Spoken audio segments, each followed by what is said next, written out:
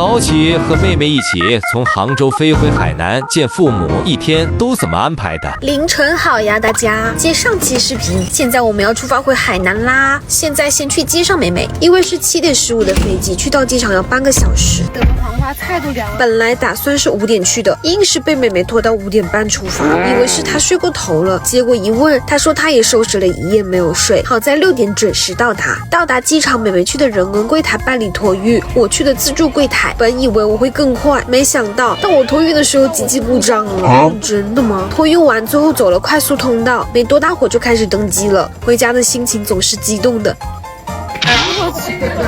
尤其是还坐到了运营几个月的飞机。我们正在乘坐一班只有2个月大的飞机，票价才300多，没想到还有托运额度，还不用坐摆渡车。最关键的是，居然有早餐，我惊呆了！铁铁问，熬了一夜已经是累得没边儿了，打算直接一觉睡到目的地的。但是听到早餐是粥，我立刻就醒了。坐了那么多趟飞机，喝粥我是没喝过的。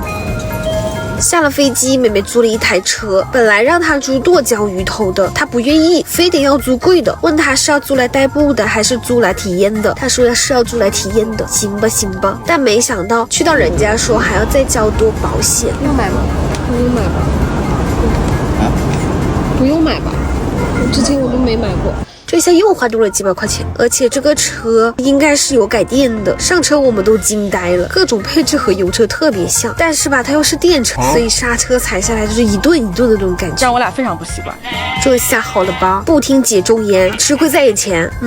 但除了这个小插曲，回家还算顺利吧。回家的路上，天上的云非常低，天空也非常的蓝，开得挺顺利的。开了100多公里，终于到家啦。因为昨天晚上临时买的票，所以我们不想要爸妈提前知道。不然我妈肯定要连夜给我们收拾房间，而且我们还想给爸妈一个惊喜，把行李放在门口，我想装作客人跟我爸买东西的。但我爸一眼就看到我了，用很惊讶的眼神看着我，半天都说不出话。认识我爸这么多年，这个眼神我还是第一次见。饺子啊，香。妹妹说是因为我穿的太花了，说一会儿让她来叫妈妈。用手机看到妈妈是背对着我们的。但我妹子声音应该是太好识别了，我妈一下就知道是妹妹。我回来不告诉我妈的，激动的说了好多话，说我们怎么瞒着她回来了。你爸爸回来呢，我要白带。所以我爸刚好莫名其妙的带着一股笑意的走进来，说了一会儿话，我妈看我们舟车劳顿的，接着叫我们赶紧吃饭。她正好煮了饺子，恰好这时也碰到我姑姑来我家准备吃饺子。吃饺子啊！刚刚我下车，我是哪里来的学生哦？来饭店远远看，哟，是你们啊！你不说你想我吗？你怎么看到我不叫我？哎，他怕丑的，他这个人。我是谁？大家好，我是谁？